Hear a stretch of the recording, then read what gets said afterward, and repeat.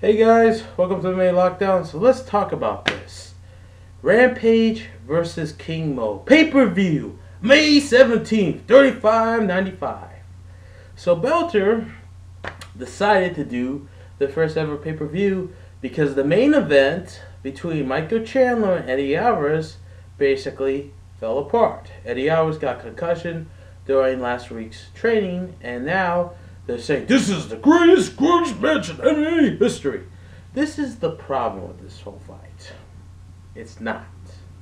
Rampage, most likely, hates most of his opponents. I love Rampage. You know why? Because he knocks motherfuckers out. Who doesn't love him? You ever see his Conor Rosen? Crazy. So anyway, let's talk about this fight.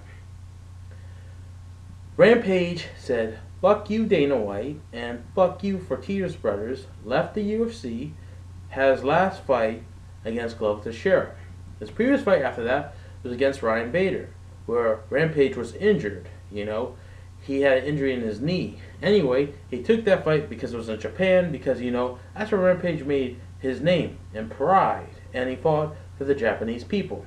Dana White did not appreciate it, and basically said, well, Rampage looked like shit, and Rampage didn't like that. He felt very disrespected after that, and he didn't want to deal with that. So he took his last fight against Glover Teixeira.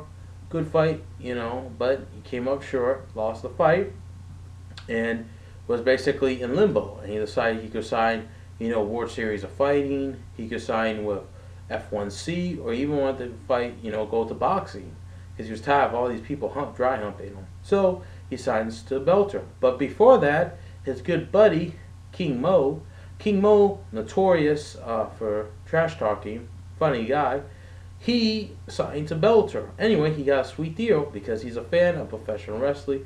Obviously, he has a background in collegiate wrestling. He was a national champion Division II. He's pals with, Daniel Cormier, trains at Rain, also trains at American Kickbox Academy. Anyway, he signed the deal of his lifetime. He got to do also fight for Bellator and do TNT and TNA wrestling. So basically, they made this whole thing about Spike said, like, he is a two-time athlete. No, since Bo Jackson. He's not Bo Jackson, motherfucker. Let me tell you something about Bo Jackson. There was only one Bo Jackson, and he will never be replaced. Professional wrestling is not a real sport. What they do is crazy. It's hard. That's what I respect about it. But it's not a real sport. Okay, but what they do, you gotta be tough as shit to do that. Okay, that's what I'm gonna say. Anyway, King Mo was supposed to be the golden egg, but the only problem was King Mo knocked out his first opponent, looked great. Then he fought Emmanuel Newton. Emmanuel Newton, who dangerous fighter, very dangerous, unorthodox, throws a lot of crazy shit, Taekwondo style. Anyway, he knocks out King Mo for spinning backflips. The reason why King Mo lost, everyone knows why. Too much on his plate. You can't do TNA and then do, freaking professional fighting. And the problem is he's been boxing too much. His hands were so low, he wasn't respecting them, and he got caught. Anyway, that was a huge, backlash on that, because King Mo just got knocked out, and he was supposed to win the tournament. King Mo was supposed to be the golden egg at 205 because he fought for Strikeforce. UFC fans know who King Mo is. A lot of, fans know who he is, but he didn't win that. Anyway, King Mo was supposed to fight him. So, King Mo won more fights, came back, fought Emmanuel Newton again, close fight. Emmanuel Newton did the same things wrong. King Mo lost the decision because King Mo wasn't using level changes when he does. That's what he beat. He beat better strikers than Emmanuel Newton. He beat Lenz Rockin. That's the first no contest on Lenz Rockin. He knocked him the fuck out cold. He took him down and knocked him off a freaking heavy overhand right. The only reason he got no contest because he basically bought stuff at GNC. Even Joe Rogan said this. It was called like Mac 10 or something. They got rid of it, where it had steroids in him, and that's why he got banned for 9 months. Also, his knee, basically zombie leg. He couldn't do all the stuff he was doing, and had to take a long time to recover. So now let's talk about now. So King Mo won 2 fights in a row, coming back. The only problem is 0-2 against Emmanuel Newton, and now we're talking about Rampage. Rampage first fight was posted against Tito Ortiz. What the fuck's with that? Why is Tito Ortiz fighting? Look, let me talk about Tito real quick. Tito, Bad motherfucker. One time, the best lightweight heavyweight champion of the world. Scary dude when he's on top of you. He can carve you up a Christmas turkey. Okay? Power T. Ortiz. Never freaking evolve. Second, we understand your injury. We understand you're a bad motherfucker. Listen, but do not complain about every fight being injured. If you're so injured, don't fight. Okay? You have to suck it up. You can never go in a fight, train healthy. Okay? That fight fell out. Tito fell out. Rampage was happy. He fights Joey Beltran, the Mexicutioner. But the problem with Joey Beltran, tough guy, not the most talented guy, tough fucking Mexican, but he's a stationary target. He stands still and he gets lit up. Good fight back and forth. Rampage knocks him out, but that's not a surprise.